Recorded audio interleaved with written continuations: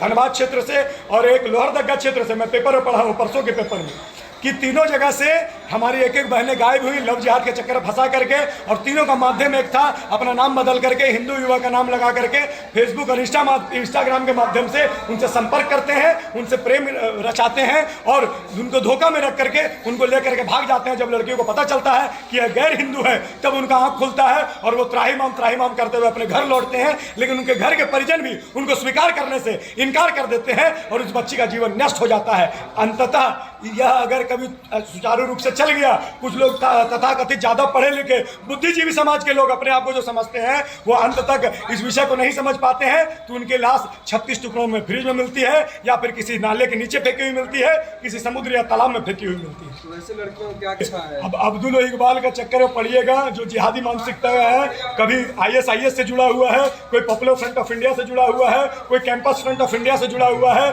कोई student Islamic movement of India से जुड़ा हुआ है, कोई इंडियन मुजाहिदीन से जुड़ा हुआ है, ये तो वो नहीं जान रही है। इतने सारे देश विरोधी आतंकवादी संगठनों से जुड़े हुए लोग ही हैं जो इस क्षेत्र में काम करते हैं, हमारी बहनों को बरगलाने का काम करते हैं। सभी से आग्रह है, अगर आप जागरूक हो गए तो 1% भी महिला हमारे प्रयास से जागरूक हो जाती है तो मैं सौभाग्यशाली मानूंगा। जो जागरूक नहीं होंगी उनको अपना परिणाम स्वयं भुगतना पड़ेगा और वो भुगतती है। अंततः उनको हम लोगों के ही राष्ट्रीय स्वयंसेवक संघ, बजरंग दल, विश्व हिंदू परिषद, ऐसे अनेकों संगठनों के शरण में आना पड़ता है कि हमने गलती कर दी और अब हमको जान बचा लीजिए। तो क्या कहेंगे अल्पसंख्यक समुदाय? कुछ दिन पहले ही पॉपुलर फ्रंट ऑफ इंडिया के बहुत सारे आतंकवादी पकड़े गए थे। आप लोग देखे होंगे, टीवी चैनल के माध्यम से सूचना मिली थी कि 1947 में भारत गजवाए हिंद के जो उनका ध्येय है उसको उन लोग प्राप्त कर लेंगे, और उसमें 7-8 पेज का पूरा मैनिफेस्टो दिया हुआ था कि प्रत्येक वर्ष कितने प्रतिशत किस राज्य में कितना धर्म परिवर्तन कराएंगे, कितने दंगे कराएंगे। ये पूरा जो बयान है ये मैं नहीं बोल रहा हूँ, ये भारत के NIA टीम को मिला हुआ है और उन्होंने खुलासा किया है। तो मतलब कह सकते हैं कि ये भी एक एजेंडा की तरफ लोग काम करते हैं। एक नहीं, केरला इसका उदाहरण है। केरला, मैं बोला केरला एक छोटा सा उदाहरण है, या फिल्म में भी पूरा सच्चाई नहीं दिखाया गया है। यह फिल्म नहीं, पहले इस प्रकार की फिल्में बनती थी जिसमें केवल और केवल प्यार मोहब्बत दिखाया जाता था। आप देखिए, एक PK फिल्म बनी थी, उस PK फिल्म में दिखाया जाता है कि जो पाकिस्तानी मुसलमान युवा रहता है वो धोखा नहीं देता। लेकिन माननीय नरेंद्र मोदी जी के आने के बाद, माननीय योगी आदित्यनाथ जी के प्रभाव पूरे भारतवर्ष में फैलने के बाद इस प्रकार की मूवी आने लगी। ताशकंद समझौता और कश्मीर फाइल्स, उसके बाद अभी आई द केरल स्टोरी। और मैं इसको फिल्म नहीं मानता हूँ, यह केवल फिल्म नहीं है, यह वास्तविक कहानी है जो भारतवर्ष के केवल केरल नहीं अपितु 29 राज्य के ऐसा कोई भी जिला नहीं है जो इस विषय से अछूता है। और यह पहली बार नहीं है, दूसरी बार हम लोग पूरा हॉल बुक किए हैं और रांची का ऐसा कोई हॉल नहीं है जहाँ हम लोग 100, 150, 50, 60, 70 ऐसी संख्या में रांची के ग्रामीण महिलाओं को भी फिल्म दिखाएंगे और शहरी महिलाओं को भी। अभी तक हम लोग यह फिल्म, हम अपने टीम के माध्यम से 4000 से ऊपर लोगों को हम लोग ये फिल्म दिखा चुके हैं। क्या लगता है कितना विषय पूरी तरह सत्य है। आप जिस क्षेत्र में खड़ा है रांची, ये झारखंड की राजधानी है। रांची झारखंड के ही संथाल परगना क्षेत्र में अगर जाएंगे तो हाईकोर्ट के द्वारा निर्देश दिया गया है कि बांग्लादेशी लोग कि इतनी सारी संख्या में कैसे घुस रहे हैं, सरकार इसकी जांच करे और हाईकोर्ट को जवाब दे। दूसरे संथाल परगना के ही कई क्षेत्रों में ऐसी स्थिति है कि स्पेशल ब्रांच को रिपोर्ट सौंपी गई है पुलिस मुख्यालय में कि यहाँ पे 10,000 एकड़ जमीन एक्वायर किया गया है गैर हिंदुओं के द्वारा हमारी आदिवासी बहनों को लव जिहाद में चक्कर में फंसा करके और उनके नाम से खरीद करके और कईयों पे अवैध कब्जा करके 10,000 एकड़ केवल संथाल परगना में।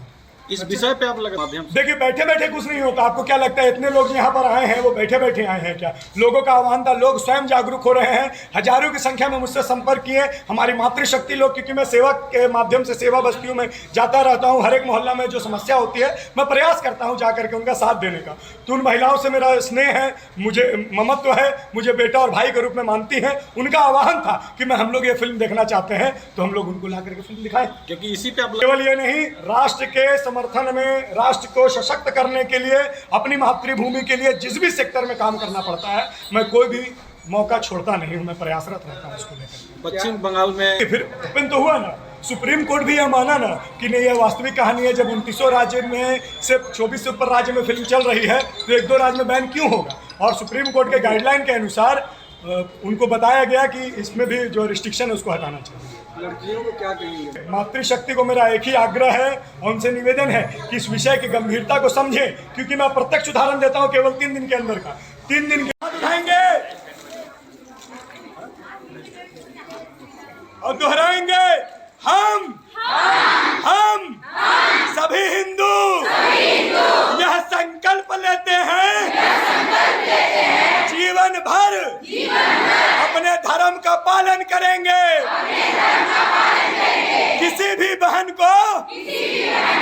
लव जिहाद में फंसने नहीं देंगे। अपने परिवार में, अपने मित्रों में, अपने सगे संबंधियों में अपने धर्म का प्रचार करेंगे। अपने धर्म को और जानेंगे। धार्मिक ग्रंथ पढ़ेंगे। जब तक जीवित रहेंगे इस संकल्प का पालन करेंगे। जब भी देश में आवश्यकता पड़ेगी धर्म की रक्षा के लिए हम सभी आगे रहेंगे। यह संकल्प लेते हैं। नहीं है, प्रत्येक वर्ष पूरे भारतवर्ष में लाखों बहनें इस प्रकार की समस्या से जूझती है। दुमका क्षेत्र की हमारी बहन थी अंकिता। उसने जब अपने प्रेमी द्वारा बोला गया कि मेरे धर्म में आ जाओ, उसको मना कर दिया गया तो उसको जिंदा जला दिया गया था उसके घर में। मैं स्वयं उस बहन से मिला हूं। इस प्रकार की अनेक घटनाएं प्रत्येक वर्ष लाखों की संख्या में पूरे भारतवर्ष में घटती है। 2011 से लगातार इस विषय को लेकर के हम लोग जागरूकता अभियान शहर गली गांव में फैला रहे हैं। आप सभी से आग्रह है इस विषय से अवगत रहें। अपने संपर्क में जितनी बहनें हैं उन सभी को इसके बारे में बताएं और ज्यादा से ज्यादा लोग जागरूक हो, इसकी चिंता करें। यह कार्यक्रम के माध्यम से हजारों लाखों करोड़ों हमारी बहनों तक यह विषय पहुंचना चाहिए। कौन कौन पहुंचाएंगे? जय श्री राम। सभी से आग्रह है, बिना संकल्प आप सभी से सियावर रामचंद्र की, सरना माता की, सनातन हिंदू धर्म की जय श्री राम। आप सभी का बेटा, आपका भाई भैरव आप सभी को प्रणाम करता है और आग्रह करता है कि यह संकल्प आप कभी नहीं भूलिएगा। जय श्री राम।